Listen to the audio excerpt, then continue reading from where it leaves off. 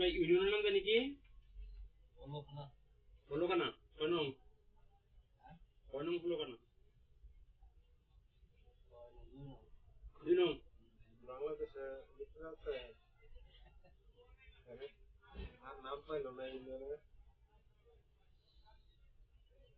নাম শুনছো? এমন কিছু আধ্যাত্মিক নাম আছে এমন তুমি দৌড় দিবা। আছে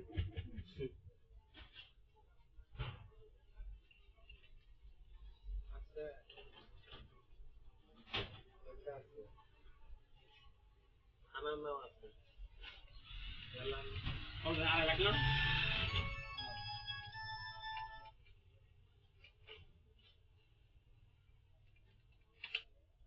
ওই চাঁদপুর